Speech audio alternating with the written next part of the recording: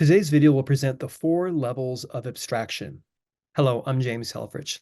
The 3 main encapsulation metrics are number 1, convenience, and that is how well does the public methods of a class align with the needs of the client. Number 2 is fidelity, and that is how well the attributes of a class map to the design concern. But today we're going to talk about the 3rd level, which is abstraction, and that is how well does the class hide implementation details from the client. The encapsulation metric of abstraction has 4 levels. The best one is complete, and that is there is no way that the client can ever define an implementation detail. The second level is opaque, which means that the implementation details are hidden from the client in most mainstream scenarios, but some fringe scenarios might reveal an implementation detail. The third level is porous, and porous means that knowledge of implementation details would benefit the client. And the fourth and worse is critical. And critical means the client needs to have a very detailed understanding of implementation details in order to use the class. Clearly, we want to avoid porous and critical. The highest level of abstraction is complete. A class can be classified as exhibiting complete abstraction when there are no clues to the client as to how the class is implemented. This makes it possible for the provider to completely change the implementation details of the class without any changes to client code. So for an example, let's say I have a stack, a first in, last out kind of data structure here. Now, how did I implement this? What are my member variables? Well, I could implement this with an array, I could implement this with a deck, or I could implement this with a list. At this point in time, the client has no idea what an underlying data structure is. In fact, it's difficult to imagine any way the client can use the stack that will give them a clue as to how I implemented the data structure. This gives me the freedom to be able to completely change the underlying data structure from an array to a deck to a list without informing or even testing the client code.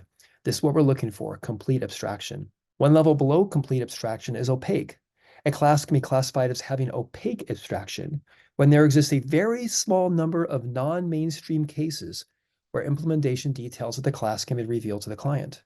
Thus, the class designer has succeeded in shielding a client from most of the complexity contained wherein. But the expert or heavy user might benefit from some knowledge of the implementation details.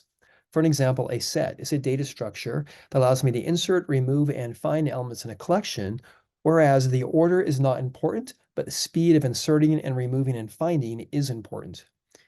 Now, there is a clue to the underlying data structure because I have the begin and the end iterator.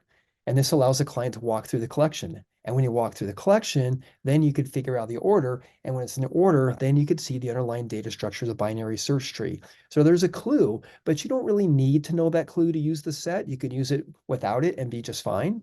But an expert user may possibly benefit from that knowledge. Now, complete and opaque are good levels of abstraction. Porous is the first bad level. A class can be classified as having porous abstraction when implementation details are obvious to the users of the class, and knowledge of these details makes it possible to more effectively use the class.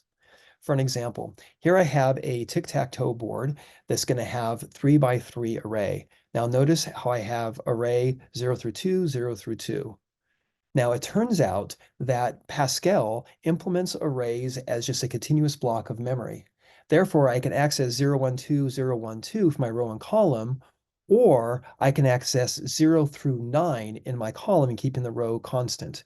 In other words, we can see from this detail that the implementation of a two-dimensional array in Pascal is just one continuous block of memory, and therefore I can abuse that by indexing a different way.